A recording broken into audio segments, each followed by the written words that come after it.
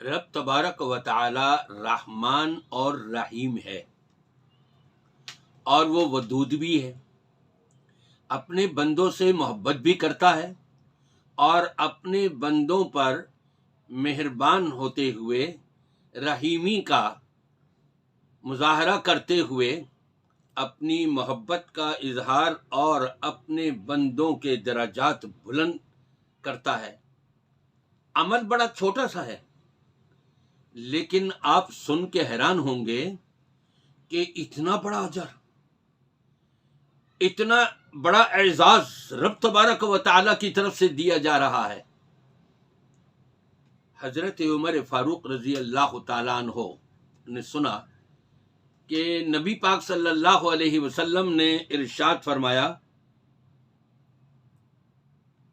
کہ جو شخص سورۃ الاخلاص 10 مرتبہ پڑھ لے، ظاہری بات ہے پڑھنے والے کو کم از کم اس کا ترجمہ، اس کے معنی تو معلوم ہو کہ میں کیا کہہ رہا ہوں۔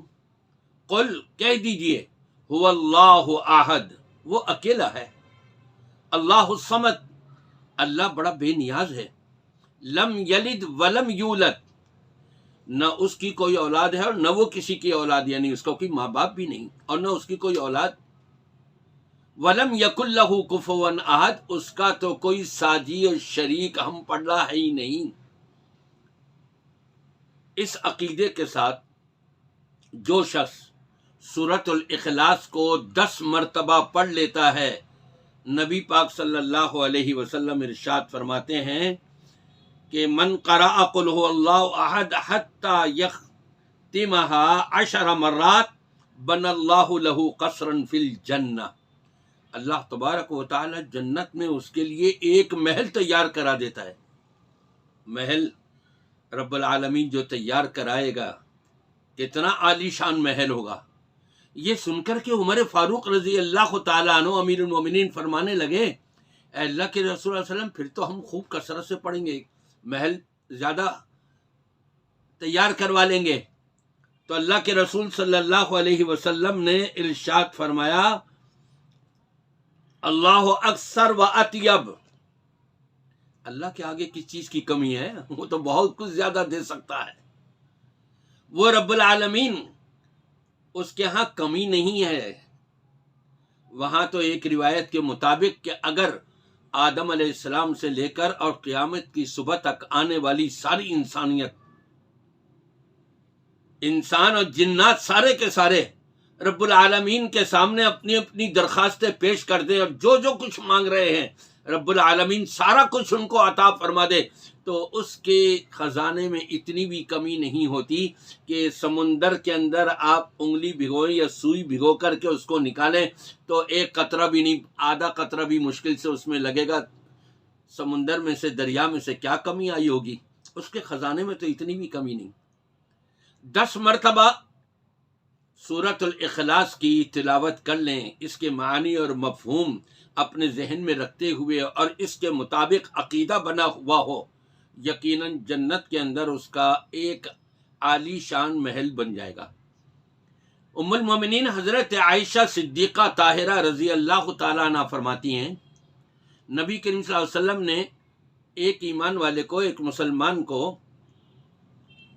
لشکر کا امیر بنا کر کے بھیجا۔ جب وہ لشکر واپس آیا تو لشکر والوں نے کہا کہ اللہ کے رسول صلی اللہ علیہ وسلم، ہمارے امیر صاحب جو ہیں یہ جب بھی نماز پڑھاتے ہیں، نماز کے اندر ہر رکعت میں سورہ فاتحہ کے بعد کوئی اور سورت تلاوت کر لی اور آخر میں قل هو اللہ احد سورۃ الاخلاص ضرور پڑھتے ہیں۔ پوچھا گیا ان سے، بھائی ایسا کیوں کرتے ہو؟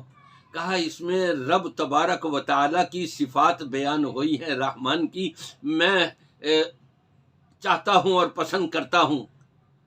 تو نبی پاک صلی اللہ علیہ وسلم کی طرف سے جواب ملا ان کو، اخبروہ ان اللہ یحبہ، اے میرے ساتھیوں خبر کر دو، اس کو بتا دو، آگاہ کر دو، اللہ اس سے محبت کرتا ہے۔